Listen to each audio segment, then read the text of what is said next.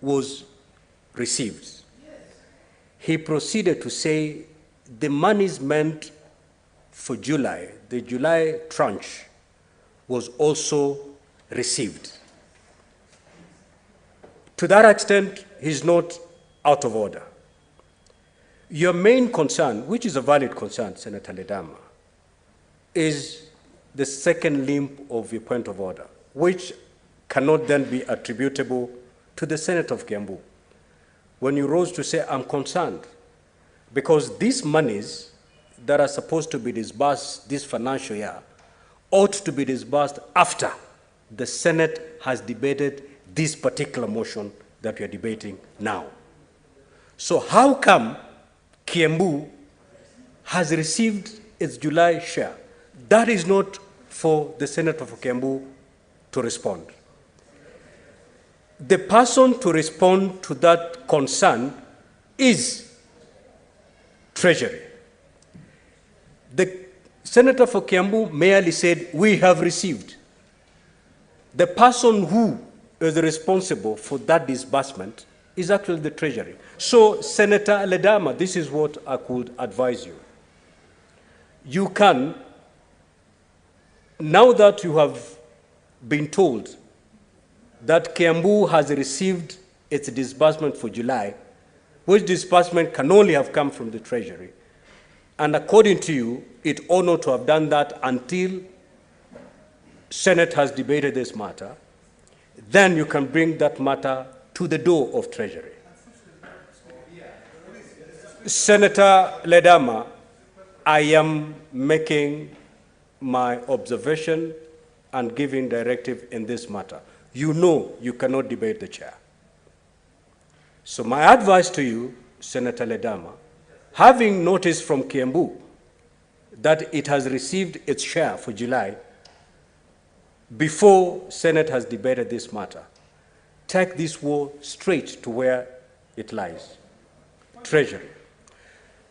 Senator Ledama, so you can do that by way of seeking a statement to ask Treasury, why did Treasury release these monies before the Senate debated it? That cannot be handled by the Senator for Kiambu.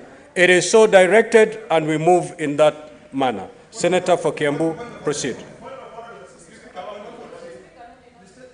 Proceed. Senator Omugeni, what is the point of order?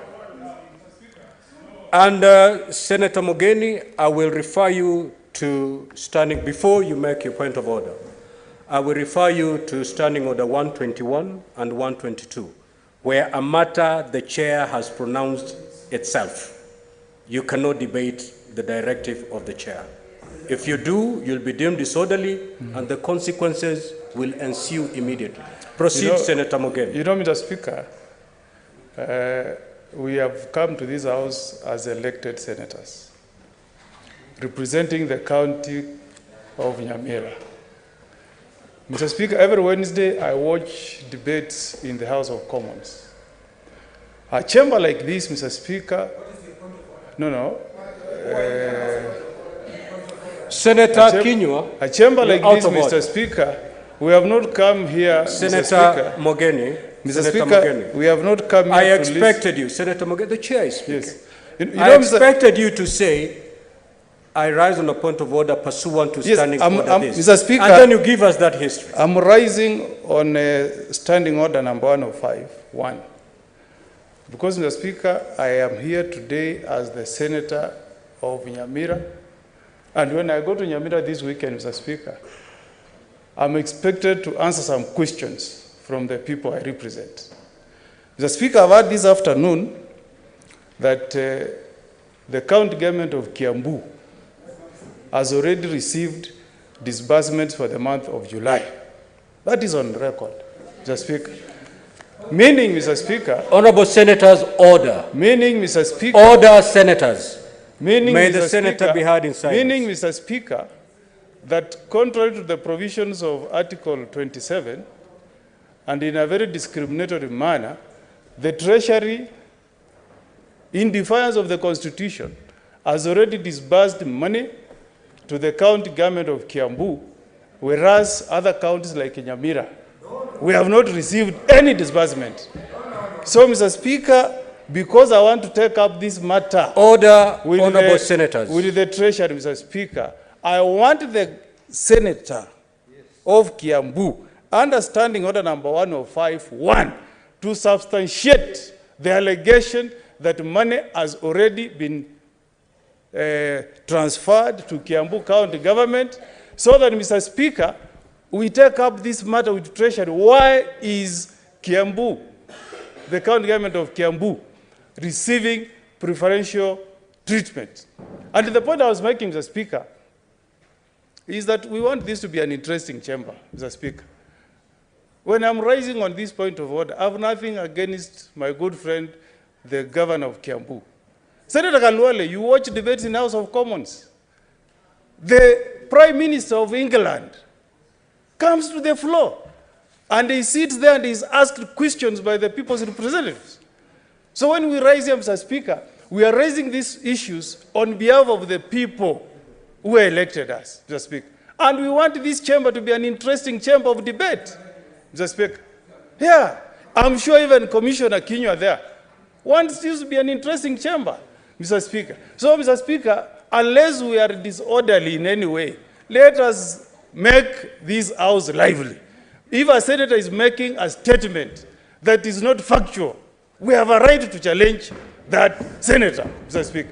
And that happens all over, Mr. Speaker. Honorable senators, order. Senator Omugeni. I thought I'm on a point of order. Senator Omugeni. Yeah, even if you're on a point of order, as the chair, I can order you to yield and sit. Senator Omugeni, before you made your point of order, I took time to cite the standing orders. I have already made a directive on this particular matter. Now, debating that directive I've given amounts to a disorderly conduct. And I refer you to Standing Order 122, 1A. A senator commits an act of gross disorderly, not just disorderly, gross disorderly conduct if the senator defies a ruling or direction of the speaker or chairperson of the committee. You may not agree with what I've said, but it stands. You cannot debate that particular directive I've given. And I've given you such a wonderful way of how we can handle this. The disbursement, according to the Kiambu senator, was actually made by Treasury.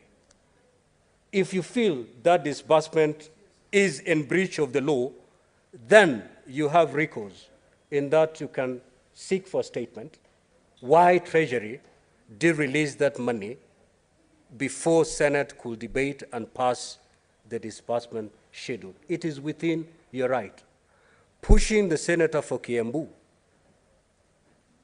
to do that. He has confirmed, as the senator of Kiambu, that Kiambu has received. Are we doubting that? Yes. We are doubting that. Yes.